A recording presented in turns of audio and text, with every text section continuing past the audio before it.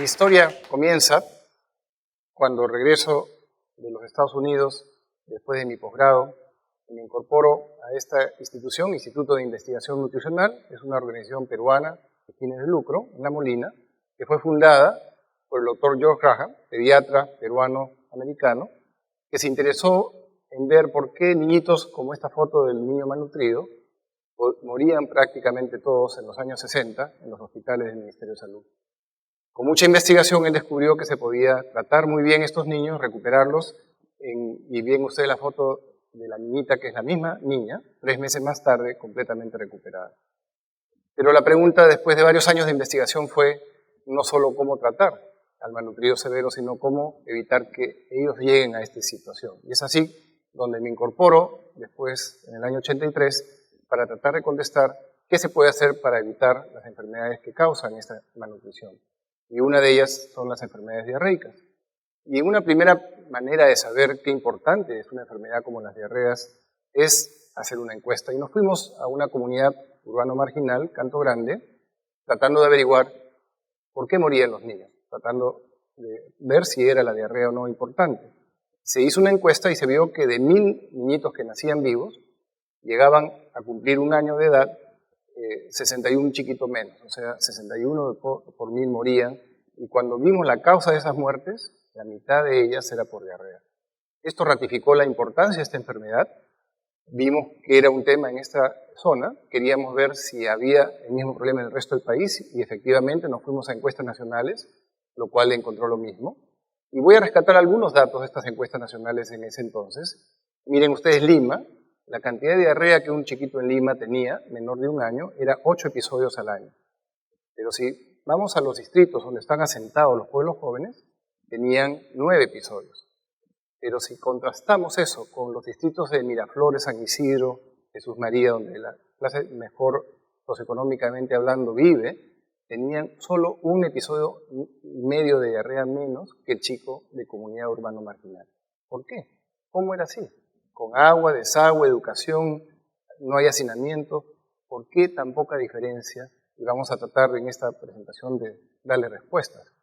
Obviamente teníamos que investigar y fuimos a las comunidades urbanas marginales, en donde equipos entrenados, capacitados, comenzaron a visitar los hogares donde había niñitos para tratar de ver cuánta diarrea había y si había diarrea tomar una muestra.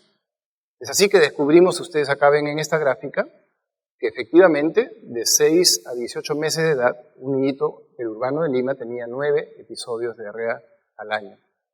Menores de 6 meses, el lado de la curva al inicio, están protegidos en parte por la lactancia materna. Y a partir de los 18 meses de edad se ve que la curva baja. No es porque ya no haya diarrea, sino porque el niñito comienza a tener defensas contra los agentes que causan diarrea. Y si esa curva se extiende hasta los adultos, tenemos muy poca diarrea en adultos. Muchas causas, pero vamos a hacer hincapié en una de ellas, que es esta bacteria Campylobacter. Cuando vimos cuántos niños con diarrea tenían esta bacteria, se ve que de entre 20 a 26%, según la edad, se identificaba la bacteria en niños con diarrea. Fue interesante también ver que cuando los mismos niños, cuando estaban sanos, le tomábamos también una muestra de sus heces, seguían excretando algunos de ellos esta misma bacteria. Entonces, cuando ves los dos, te das cuenta que hay un montón de exposición, tanto en sanos como en enfermos, que están expuestos a comer esta bacteria. ¿Y de dónde venía? Y descubrimos que la mayoría de las casas tenían pollos. Cuando se le hizo un hisopado rectal a este pollito, un hisopado en su cloaca, tenía el Campylobacter. Había 4,5 pollos por hogar en ese entonces, en estos hogares en Canto Grande, y cuando hicimos observaciones por 12 horas a un niñito en edad de gateo, que estaba gateando en su casa, se vio visualmente hasta 3 contactos con heces de pollo en 12 horas de observación. Y para ver qué riesgo era eso, se trató de aislar el Campylobacter en esas heces de pollo y hasta 48 horas más tarde podíamos detectarlo. Entonces dijimos, ya tenemos solución, hay que encorralar los pollos, obviamente. Entonces hicimos otro proyecto para hacer corrales, se randomizó familias, a unas se les dio corrales, a otras no, se comparó y no hubo ni un impacto en Campylobacter.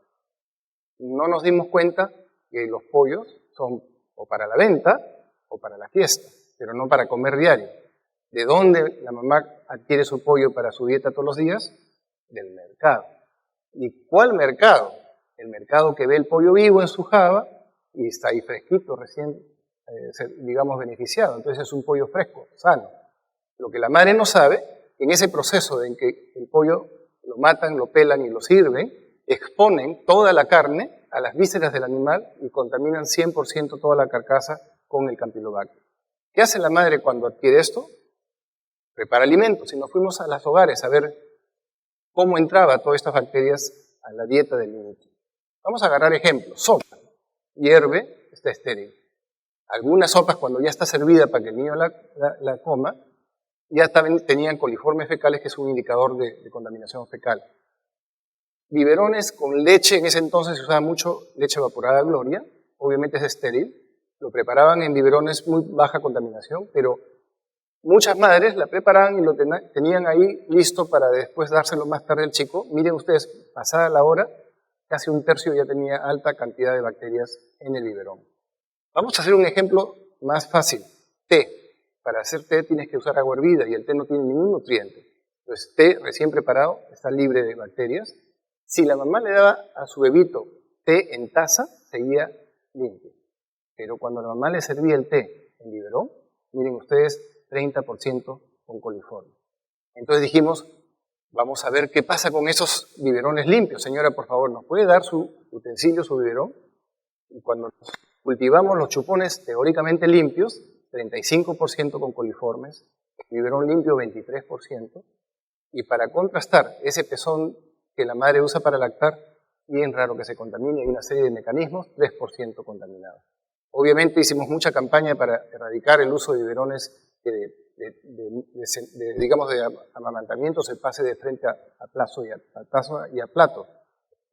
Entonces, muchas cosas puede hacer la madre. Vimos, la mayoría trabajan, cocinan una vez al día, los alimentos lo almacenan para dárselo más tarde al chiquito, está a temperatura ambiente, y por 4 o 6 horas se contaminan las bacterias en 15 a 30 grados, cada 20 minutos se replican, y entonces en 4 o 6 horas alcanzan un alto nivel de contaminación. Algunos tenían refrigeradora, ¿para qué las tenían? Para guardar chelas y gaseosas, para la venta, no para guardar la comida del chiquito para calentársela más tarde. Y cuando la calentaban en la noche, era menos de 60 grados centígrados, que es la temperatura para matar a una bacteria. Entonces, lo entibiaban y no evitaban que el niñito adquiera bacterias. Tema de higiene. ¿Cuánta agua se gastaba en ese entonces? No había agua potable, el agua en esa comunidad venía por camiones, y cuando observamos cuánto volumen se consumía per cápita en el hogar, era 10 litros por persona, para todo uso. De esos 10 litros, 1 era para higiene. Imagínense que yo a ustedes les dé 1 litro y les digo, con eso, todas sus necesidades de higiene en 24 horas. Esa es la realidad. Contrasten eso con el poblador americano de entonces, 800 litros por persona por día. Claro que incluye jardines y todo, pero una diferencia abismal en disponibilidad de agua para pedir higiene. Cuando no tienes agua, entonces, ¿cómo haces con tu biberón, con tu utensilio para alimentar al chiquito? Los lavas. ¿Cómo? Reusando tu agua, ¿cierto? Entonces, miren esa manera de lavar los utensilios, y eso explicó por qué esa sopa que estaba limpia cuando hierve, la sirves en un plato que ahí lo has lavado, ya está contaminado y contaminas tu alimento. ¿De dónde viene el agua? De los ríos. Y nuestro lindo río Rímac es un desagüe no solo para echar basura como esto, animales muertos, sino que ustedes, los invito, vayan a la Cantuta y en el puente justo ahí van a ver una caída de desagüe pura que va directamente al río. Y eso es a lo largo de todo el río Rímac. Entonces, cuando vas a Sedapal, a la Boca Toma, y esta es una estudiante tomando una muestra de agua, llegas a medir 1 millón de coliformes fecales por centímetro cúbico. Altamente contaminado. Eso no quiere decir que ustedes, por favor, no tomen agua de Sedapal. Sedapal hace un excelente trabajo, esa agua es absolutamente potable, limpian de todo, el agua de Lima es de calidad excelente. Pero el agua del río Rímac no solo se usa para dar agua a la ciudad, se usa para irrigar. Si ustedes ven todo lo que se irriga alrededor de Rímac en Huachipa, lechugas, miren ustedes esta beterraga muy linda, pero tú no la vendes así. ¿Qué tienes que hacer? La lavas. Si tu producción es pequeña como este campesino, ¿a dónde la mete a lavar? A la sequía, ¿no es cierto? Para venderlo bonito.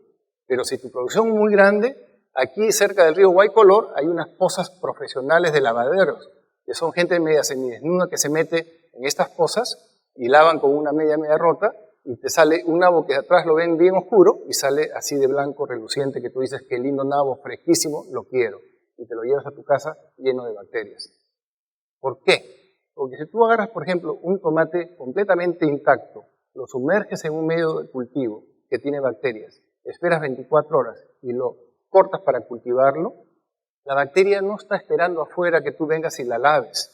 Va a buscar donde hay humedad y alimentos. Se mete adentro de los vegetales. Entonces, si cultivas en la cáscara, hay 10 bacterias por gramo. Si cultivas al medio, tienes 1.000.000 de bacterias por gramo. Entonces, cuando la mamá compra y lo lleva a su casa, ¿qué hace con las verduras? Las corta en su tablita y contamina todo ese ambiente de su cocina, ¿cierto? Y ese mismo ambiente lo usa para ese pollito que lo ha freído, ya lo dejó estéril, pero lo corta y lo desmenuza para servir al chiquito y hace en la misma tabla. Y con esa esponjita que ustedes ven ahí, limpia todo, ¿no? Su mano, el cuchillo, y ese es el que homogeniza la distribución de bacterias en las cocinas. Nuestro Wetex todo es el gran distribuidor bacteriológico homogenizador en las cocinas. Entonces, si traes por el tomate, o lo traes por el nabo, lo traes por la beterraga, cortas y lo sirves a todo se contamina. Entonces, este dogma, que lo aprendimos en salud pública, lamentablemente para bacterias no funciona. Lavar los vegetales, ya sea con agua, con desinfectante, no mata adentro. Peor en los mercados. Esta es una señora vendiendo pescado. Igualito, miren esa tabla, no saben lo que crece si usted cultiva esa tabla, y también tiene su esponjita para asegurar que toda la bacteria y los vidrios estén adecuadamente distribuidos. Entonces, la diarrea es un problema. Hemos venido progresando. De los 4 millones de muertes en menores de 5 años en el mundo, la mortalidad ha ido bajando. Ahora tenemos menos de 800.000 niños en todo el mundo que mueren por diarrea. Un gran logro de salud pública. Pero cuando se mira cuántos se enferman por diarrea, la tasa ha ido inclusive aumentando. No hemos hecho nada para aliviar la cantidad de diarrea en el mundo. ¿Y por qué no baja? Porque nos hemos concentrado en el tratamiento de la diarrea con antibióticos, rehidratación oral, acceso a servicios de salud, pero no hemos hecho nada para prevenir la diarrea. Entonces, seguimos con gran déficit en ese aspecto y el mensaje que quiero llevar a sus hogares hoy día es que mientras sigamos dejando que los desagües, que es la madre del cordero, se vaya libre a los ríos, no vamos a eliminar este problema en nuestro medio. Podemos decirle a la mamá, por favor señora, haga todo esto. ¿Cuánto nos costó con la epidemia de gripe lavarnos las manos?